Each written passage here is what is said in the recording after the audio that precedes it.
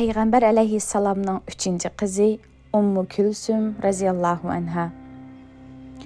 Ummu Külsüm raziyallahu anha Resulullah'ның Хадича anımızdan bolğan 3-cü qızı bolup, Peygamber aleyhisselamga peygamberlik kelişdən burun dunyoga kelgan.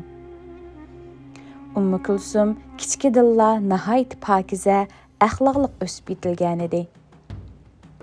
Balliq davri Makkada o'tgan Ummu Külsüm bu yig'i yetganda Abu Lahabning o'g'li Utayba bilan nikohlantirilgan.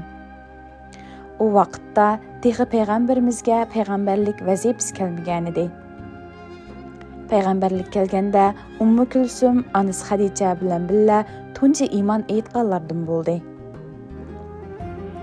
Allah Rasuliga payg'ambarlik kelgandan keyin Abu Lahabning din dushmanlik sababli uning oqibatidan oldin xabar bergan Masad surasi nozil bo'lganda, buni anglagan Abu Lahab achchiqida payg'ambarimizdan intiqom olmoqchi bo'lib, o'g'li Utaybaga tahdid silib, uning qizining nikohini bekor qilmasang, beshing uchun harom deyish orqali oradagi nikohni bekor qilib o'tishga majburladi.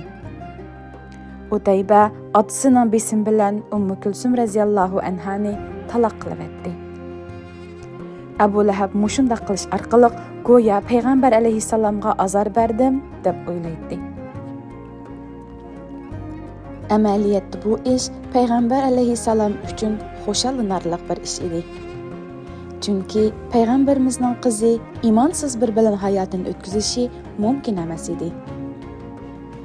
Ummu Külsüm raziyallahu anha Utaybadan ajrashgandan keyin hijrat qilganga qadar hamisha payg'ambarimiz bilan birga bo'ldi.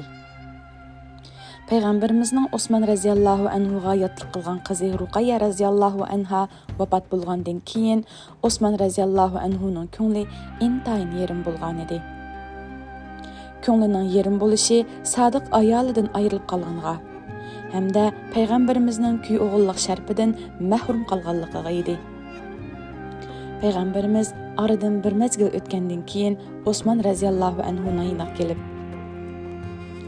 "Ey Osman, Jibril kelib Allohning qizim Ummu Külsümni sen yotlik qilishimni buyurganligini aytdi" deb qizini ochisining izbosari qilib Osman raziyallahu anhuga nikohlab qo'ydi. Bu nikoh hijratning 3-yil qilindi.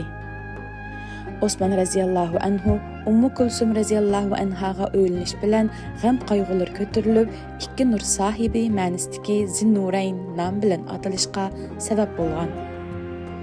Shundaqla payg'ambar alayhissalomning kuy-o'g'illik sharpiga qaytadan erishishga loyiq bo'lganligidan bak musuyindi.